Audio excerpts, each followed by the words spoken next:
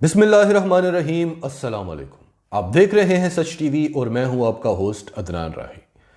नाज़रीन, आज की वीडियो में हमने आपसे डिफरेंट मौज़ूआत पर बात करनी है। बहुत सारी चीज़ें आपको बतानी है जिनका जानना और समझना आपके लिए बहुत ज़रूरी है। शायद हम बहुत कुछ खुल कर ना बता सकें क्योंकि बहुत सारी चीज़ों का ख्याल रखना होता है, लेकिन हमारी आपसे रिक्वेस्ट है कि आज के मुल्की हालात और करंट अफेयर्स को गहराई से समझने के लिए आप ये वीडियो आखिर तक ज़रूर देखिएगा। शुरू करते हैं अरशद शरीफ की नमाज जनाजा से और फिर आज के मौज़ूआत पर आते हैं। नाज़रीन, अरशद शरीफ की नमाज जनाजा एक तारीख़ी नमाज जनाजा थी। कई कई किलोमीटर दूर तक लोगों ने गाड़ियाँ पार्क की। मस्जिद तक पहुँचना मुश्किल था। वज़ू वाली जगह तक पहुँचना तो छोड़ें, लोगों ने मिनरल वाटर्स की बोतल ख़रीद ली थी वज़ू करने के लिए। अगर फैसल मस्जिद की बात करें तो वहां एक वक्त में 3 लाख लोग नमाज अदा कर सकते हैं, लेकिन उस नमाज और इस नमाज में फ़र्क होता है क्योंकि नॉर्मल नमाज में आपको कतारों के दरमियान गैप रखना होता है सजदा अदा करने के लिए। नमाज जनाजा में आप वो गैप नहीं रखते। तो आप अंदाज़ा लगाएं कि कितने लोग होंगे। मस्जिद से बाहर भी थे लोग। अरशद शरीफ की वालदा की ख्वाहिश थी कि मेरे बेटे की नमाज जनाजा उसके शायान शान होनी चाहिए। अब जिस किसी भी ताकत का इस सब के पीछे हाथ था वो देख ले कि एक अरशद का मुंह बंद किया तो लाखों अरशद खड़े हो गए। किस किस का मुंह बंद कराया जाएगा। जहां जहां से अरशद शरीफ की बॉडी गुजर रही थी मुसलसल फूल बरसाए जा रहे थे, दुआएं, दुरूद शरीफ, यानी इतनी इज्जत तो अल्लाह ही दे सकता है। मरना तो सब ने है, कोई एक दिन पहले मरेगा, कोई थोड़ा बाद में मरेगा, मरना तो सब ने है, लेकिन ऐसी शहादत किस्मत वालों को मिलती है। अल्लाह के बहुत करीब तरीन लोग होते होंगे जिन्हें अल्लाह ऐसी इज्जत देता है। अब आ जाएं फैसल वाडा की भोंडी प्रेस कॉन्फ्रेंस पर। नाजरीन, 3 दिन से हमें एक चीज महसूस हो रही थी कि ये इंपोर्टेड हुकूमत अरशद शरीफ की शहादत का फायदा उठाना चाहती है, लेकिन हमने आपको बताया नहीं। लेकिन अब मजीद ऐसी चीजें सामने आ रही हैं क्योंकि इनको इमरान खान के खिलाफ कुछ भी नहीं मिल रहा और ये हार मानने वाले नहीं हैं। तो कई ऐसे मौके आए जिससे हमें यह महसूस हुआ कि इस सब का मलबा भी ये इमरान खान पर डालना चाहते हैं। अब आप सोच रहे होंगे इसकी तो कोई तुक ही नहीं बनती। तुक तो तोशा खाना की भी नहीं बनती क्योंकि तोशा खाना के मुजरिम तो ये हैं, लेकिन ना अहल इमरान खान को कराने की कोशिश हुई। फॉरेन फंडिंग में भी यही फंसते हैं, लेकिन फंसाया इमरान खान को जा रहा है। यानी हर कोशिश की जा रही है कि किसी भी सूरत हार नहीं माननी, और हम पहले दिन से कह रहे हैं कि जो भी कोशिश करोगे उल्टी पड़ेगी और उल्टी पड़ती है।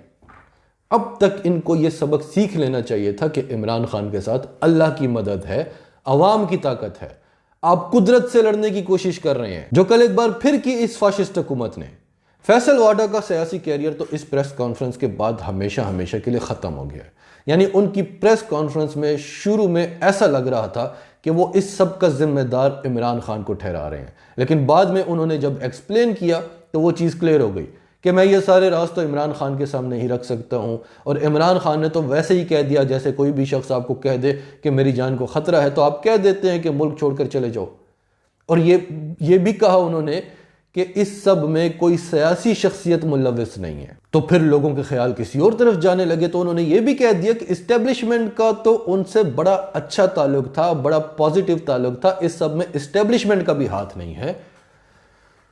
तो कुछ समझ नहीं आ रही थी कि वो कहना क्या चाह रहे हैं। और फिर वसीम बादामी को उन्होंने इंटरव्यू देते हुए कहा कि मौजूदा इस्टेब्लिशमेंट का इससे कोई ताल्लुक नहीं है, मौजूदा इस्टेब्लिशमेंट का।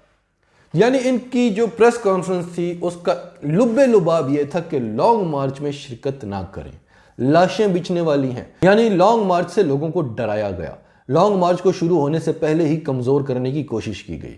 अब सवाल यह है कि अरशद शरीफ के बारे में आपको इतना सब कैसे पता है? क्या आप वहां कीनिया में उनके साथ थे? आप तो उनके घर भी नहीं गए उनकी ताज़ियत के लिए। फिर लॉन्ग मार्च में कौन लाशें बिछाने वाला है, किसकी लाशें बिछने वाली हैं, और ये सब आपको कैसे पता है? यानी खुल्लम खुल्ला लोगों को डराने की कोशिश की गई कि अब भी ना निकलो। लोग तो इस इंपोर्टेड हुकूमत के खिलाफ निकल रहे हैं और ये उनका हक है। फैसल वाडा शदीद तनकीद का निशाना बने, बल्कि प्रेस कॉन्फ्रेंस करके निकल ही रहे थे कि सहाफियों ने उन पर चढ़ाई कर दी, और पीटीआई का इस सब पर शदीद रद्द अमल आया है। फिर इस इंपोर्टेड टोले से कुछ गलतियां हुई, क्योंकि जब अल्लाह की लाठी चलती है तो आपसे ये गलतियां हो जाती हैं। सबसे पहली बात ये कि पीटीवी ने ये प्रेस कॉन्फ्रेंस क्यों दिखाई? جب سے یہ فاشسٹ حکومت آئی ہے، عمران خان یا پی ٹی آئی کے کسی بھی رہنما کی press conference P T V پر نہیں دکھائی جاتی، الٹا باقی چینلز کو بھی روکا جاتا ہے پیمرا کی طرف سے۔ پیمرا، پی ٹی وی، یہ سب کس کے انڈر میں ہے؟ امپورٹڈ حکومت کے۔ کل جب فیصل واڈا نے کہا کہ ارشد شریف کے قتل کے حوالے سے 9 بجے میں بڑے بڑے انکشافات کروں گا، تو ہمیں لگا کہ حکومت کے خلاف کوئی انکشافات ہوں گے، ہو سکتا ہے فیصل واڈا کو پہلے ہی اٹھا لیا جائے، لیکن ایسا نہیں ہوا۔ الٹا پی ٹی وی ان کی پریس کانفرنس کو لائیو بتا رہا ہے۔ پھر ہینا پرویز بٹ کو کیسے پتا کہ 9 بجے پی ٹی آئی کے بیانیے سے ہوا نکل جائے گی؟ طلعت حسین کو کیسے پتا چل گیا کہ فیصل واڈا کیا کہنے والے ہیں؟ عمران ریاض خان کو کیوں نہیں پتا چلا؟ غریدہ فاروقی نے 2 ٹویٹس کی، انتظار کیجئے بس 9 بجے تک کا، اور دوسری ٹویٹ میں کہا کہ سننے میں آ رہا ہے کہ ارشد شریف کے شہادت کے حوالے سے پی ٹی آئی کے ادارہ مخالف بیانیے سے ہوا نکلنے والی ہے۔ ان کو کیسے پتا چلا؟ یہ سب وہ صحافی ہیں جو اداروں کے حق میں کام نہیں کرتے تھے، یہ وہ ہیں جنہوں نے ہمیشہ نون لیگ کے حق میں کام کیا ہے۔ ان کو پتا چل گیا تھا کہ فیصل واڈا کیا بولنے والے ہیں، ہوا نکلنے والی ہے، اور پھر ہوا تو آپ کی نکل گئی، کیونکہ آپ قدرت سے لڑنے کی کوشش کر رہے ہیں۔ پھر آج D G I S I general Nadeem Anjum اور D G I S P R general Babar Iftikhar نے ایک پریس کانفرنس کی، جس میں انہوں نے عمران خان کے اداروں کے خلاف بیانیے کو تنقید کا نشانہ بنایا۔ انہوں نے کہا کہ ہمارے تو ارشد شریف کے ساتھ بڑے اچھے روابط تھے، ان کو کس نے کہا کہ تمہاری جان کو خطرہ ہے؟ وہ کیوں ملک چھوڑ کر گئے؟ کس کے کہنے پر ملک چھوڑ کر گئے؟ پھر انہوں نے عمران خان سے متعلق کہا کہ رات کے اندھیروں میں آپ ملاقاتیں کرتے ہیں اور دن کی روشنی میں آپ انہیں غدار کہتے ہیں۔ اگر وہ غدار ہیں تو آپ ان کی تعریفوں کے پل کیوں باندھتے تھے؟ آپ نے انہیں تاحیات ایکسٹینشن دینے کی آفر کیوں کی تھی؟ اور انہوں نے یہ بھی کہا کہ اگر حکومت ہمیں طلب کرے گی تو ہم جائیں گے، کیونکہ آئین کے تحت ہماری ذمہ داری ہے کہ ہم حکومت کے بلانے پر جائیں۔ آئین کا آرٹیکل شاید 24 یا 25 یہ کہتا ہے۔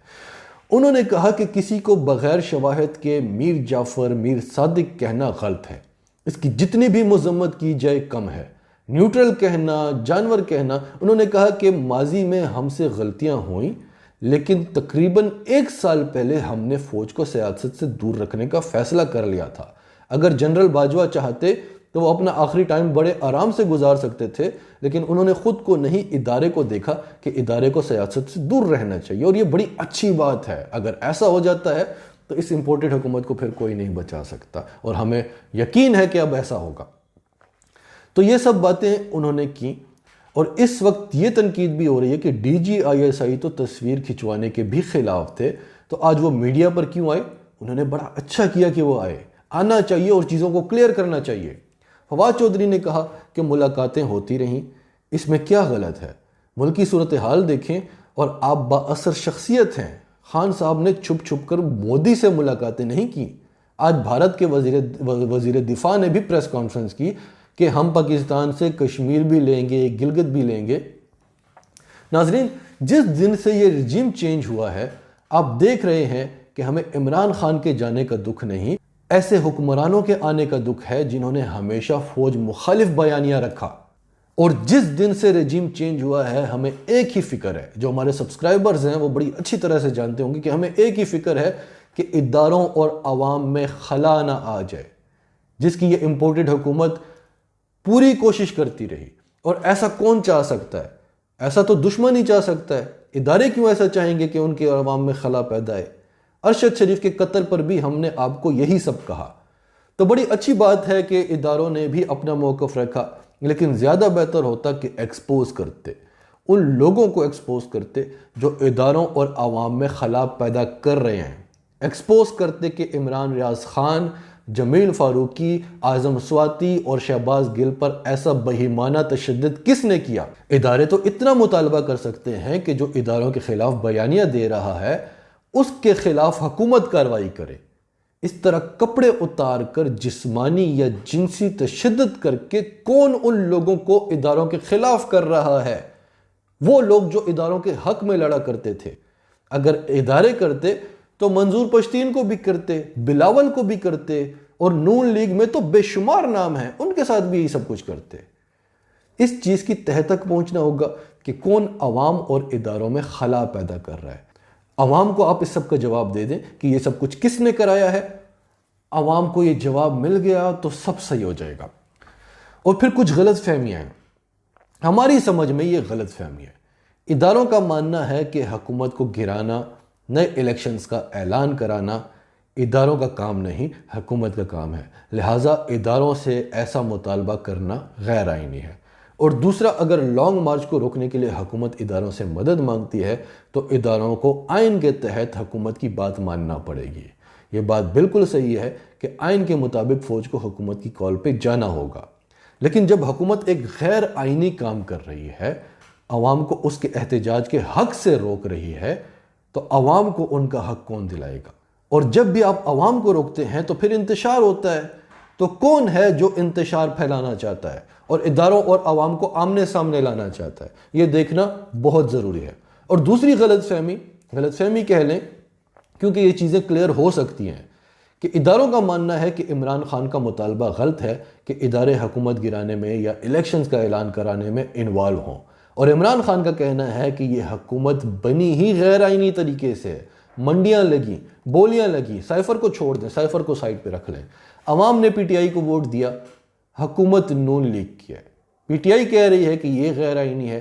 ابھی کچھ دیر پہلے شاہ محمود قریشی پریس کانفرنس کر رہے تھے، وہ یہی باتیں کر رہے تھے کہ ہم نے کوئی غیر آئینی کام نہ کیا ہے، نہ کریں گے، اور نہ ہی کوئی ایسا مطالبہ کیا اور نہ کریں گے۔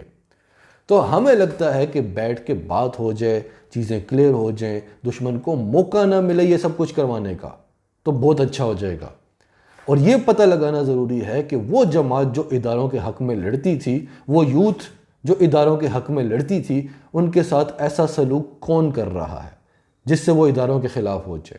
دیکھیں، آج ڈی جی آئی ایس آئی نے کہا کہ اگر وہ اتنے برے ہیں تو آپ ان کی تعریفوں کے پل کیوں باندھتے تھے؟ اور یہی بات ہم نے عمران ریاض سمیت کئی صحافیوں سے سنی، پی ٹی آئی والوں سے سنی، کہ اگر عمران خان اتنا برا تھا تو آپ ان کی تعریفوں کے پل کیوں باندھتے تھے؟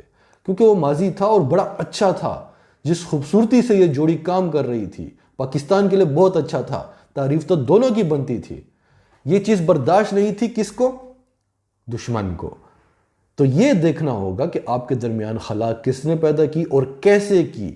وہ جو اداروں کے خلاف زہر اگلتے تھے آج اقتدار میں کیوں ہیں، اور آج بھی ان کے منہ سے کچھ نہ کچھ غلطی سے نکل ہی جاتا ہے۔ ابھی اسی ہفتے جو بلاول نے بات کی اور پھر معافی مانگ لی کہ میں نادم ہوں، لیکن جب وہ یہ بات کر رہا تھا تو اس کے چہرے پہ ایک عجیب سا اطمینان تھا، ایک عجیب سی خوشی تھی، جیسے وہ یہ سب کچھ کرنا چاہتے ہیں۔ مریم کو دیکھ لیں، وہ زہر جو ان کے اندر آج بھی نظر آتا ہے وہ عمران خان کے اندر آج بھی نظر نہیں آتا، اسے گلے ضرور ہیں۔ تو اس سب کو دیکھنا ہوگا کہ یہ سب کون کرا رہا ہے، کیونکہ یہ سب دشمن ملک چاہتے ہیں، اور ان کے لیے یہ سب یہاں پر کون کروا رہا ہے؟ کیونکہ ادارے ہیں تو پاکستان ہے۔ ناظرین، یہ بات تو کنفرم ہے کہ ادارے ہیں تو پاکستان ہے۔ اگر عوام اداروں کے ساتھ ہے تو ادارے مضبوط ہیں، اور پاکستان ہے تو ہم ہیں۔ یہ خلا جلد از جلد دور ہونی چاہیے۔ ناظرین، آپ کی سب کے بارے میں کیا رائے ہے؟ کمنٹ باکس میں اپنی رائے کا اظہار کرتے رہیں، اور اگر آپ نے ابھی تک سچ ٹی وی سبسکرائب نہیں کیا تو اسے ابھی سبسکرائب کریں، اور ہماری ویڈیوز کو لائک اور شیئر کر کے ہمارے پیغام کو دوسروں تک پہنچاتے ہیں۔